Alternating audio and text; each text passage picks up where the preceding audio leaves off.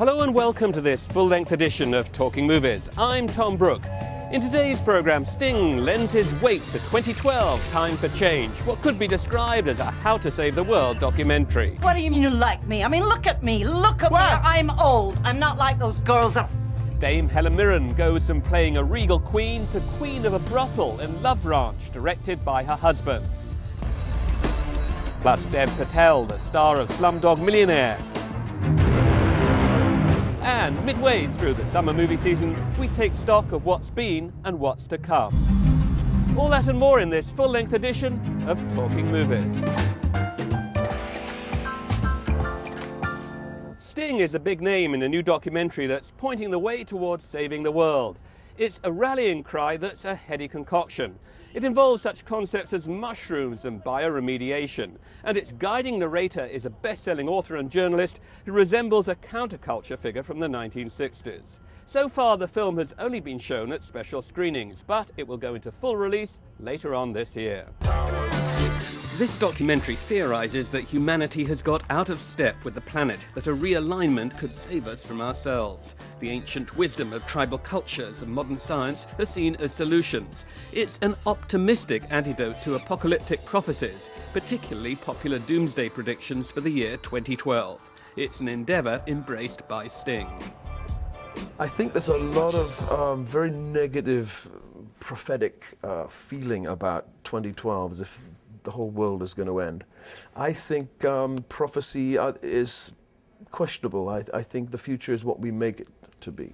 So my strategy has always been to be optimistic, cautiously optimistic at least. 2012, this film I'm involved in, shows that there are good things happening on the planet, positive things, and I want to be part of that. I think it's an interesting date, and we need to make it a positive date and not this gloom and doom, end of the earth nonsense, which I think is terrible. This question of what will happen in 2012 may just be the wrong question, and we should just be really asking, what are we going to do? Like, what can we bring about? What type of change can we bring about in this time? It's going to be up to individuals and then communities to make a profound shift in how we're conducting ourselves on the planet. The film's storyteller is Daniel Pinchbeck. It follows him on his quest to find the new way forward so that a post-industrial world can flourish in harmony with nature. It argues that the future lies in both the application of new technology and an evolution in human consciousness. Quite controversially, it suggests that psychedelic drugs can play a role in bringing about this new mindset. It does seem like a throwback to the 1960s. The film grew out of a bestseller Pinchbeck wrote called 2012, The Return of Quetzalcoatl. We sort of took the ideas from that book, but then extended it into more practical solutions like ecological design and ways to address the financial system. And then we talked about meditation and yoga. So I'm kind of like the narrator and the interviewer, and kind of weaves the story together. The film features interviews with experts and celebrities. Filmmaker David Lynch talks about transcendental meditation. Actress Ellen Page comments on goat manure. One expert interviewed sees his contribution as very timely, given the oil spill in the Gulf of Mexico, because he knows a lot about the ability of fungi to help repair the planet.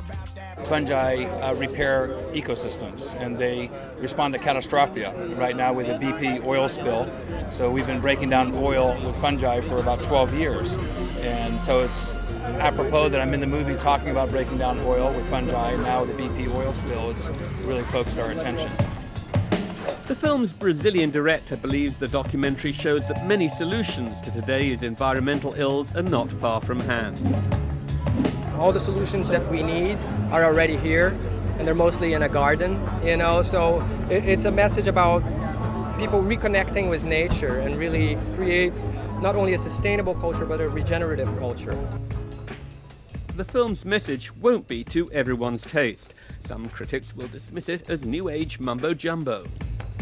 Do you think that the people who are participating in this documentary have very good practical ideas? I think the way to solve the planet's problems at the moment is to think out of the box, and some of those ideas might seem a little crazy, but revolutionary ideas always have. They've seemed a little strange, but we need to be in that mode at this particular time. But how much difference can a documentary like this make? I mean, isn't it just going to reach the converted in a way? You know, you could say that same about music. You know, how can you change the world with music? Well, you can't really. You can plant seeds in people's minds, which hopefully bear fruit years hence. Do we have the time years hence? That's the problem. I don't know the answer. This is certainly something I feel is right to do. But is it going to solve the problem? I don't know.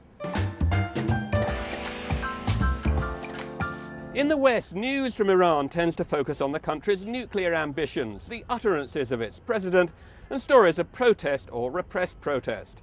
But now we have witnessed the world premiere of a little-known film which has been getting attention because it offers audiences a very different picture of Iran.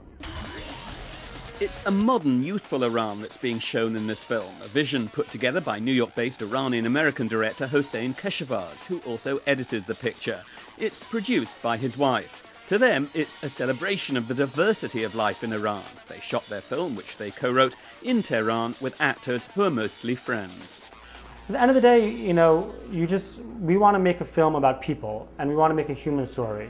And that's the most important thing for us. نصف جوانای الان همینطورین دیگه. پسرا تو نخ دخترا، دخترا تو نخ پسرا. من یه دوست دارم هر وقت با دوست پسرش میره شمال تمام مدت تو ویلا میمونن و مشروب میخورن. The stories being told are drawn from everyday life. A young couple trying to find a physical space where they can be alone, to be romantic. A young woman keen to develop a recording career in a country where women aren't allowed to be vocalists. There's a great underground music scene in Iran. And so, you know, I think that's such a great symbol of just what's going on in Iran in general. That there is some type of like limitation, but for people, those limitations are just kind of like the landscape. They're going to live the life the way they want to live the life.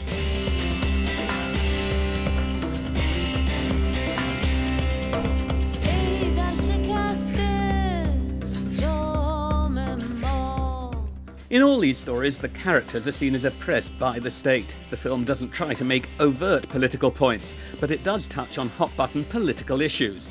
President Ahmadinejad once declared there are no homosexuals in Iran, but in this film, there are gay Iranian characters. People have a two life.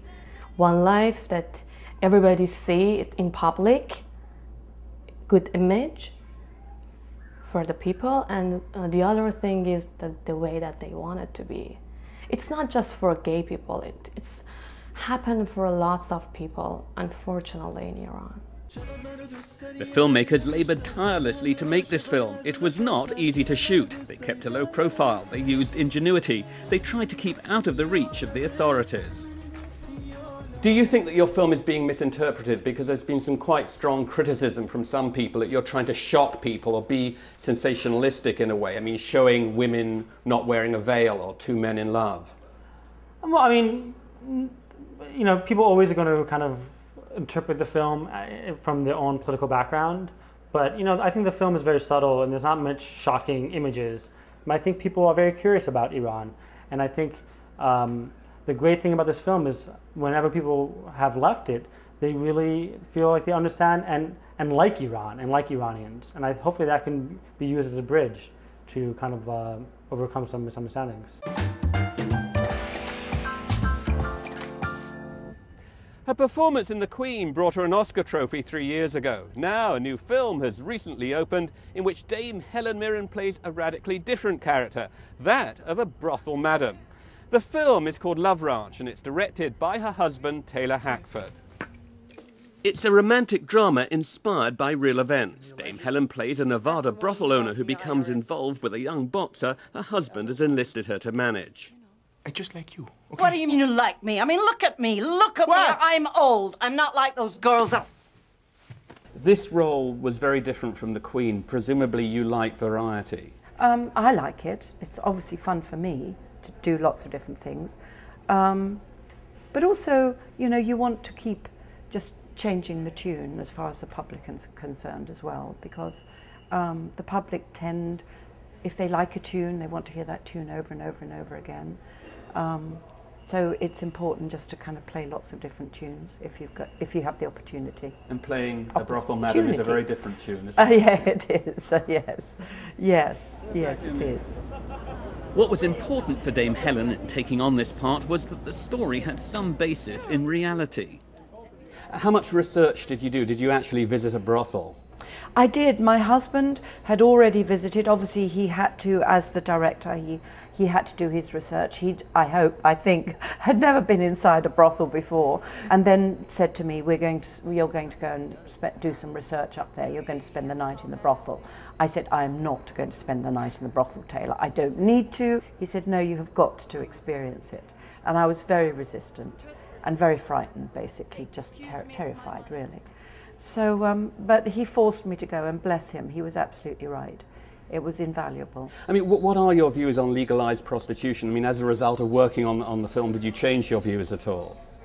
I don't know that I changed my views. I do know two things. One is that prostitution will always be with us, and two, that I believe prostitutes should be protected.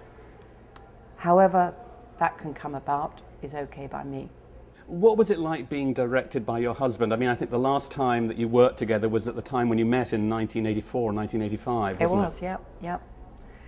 It was, you know, a lot of water's gone under that particular bridge since then, you know. I think if you walked on the set, you would never have known that we were married. We didn't deconstruct the scenes when we got home at night. Sometimes we said, I think that went quite well. Yes, I do too. And that was about as far as our discussions went. We really naturally fell into our separate roles as director and actress. Love Ranch did not garner good reviews. Dame Helen was seen as the film's biggest asset, but even her prodigious talents weren't able to save an overly melodramatic film that several critics thought had a rather weak screenplay. Coming up in Talking Movies, Dev Patel, the young star of Slumdog Millionaire, now grown up and fighting for the kinds of roles he wants to play in Hollywood. Plus, a review of the summer movie season so far.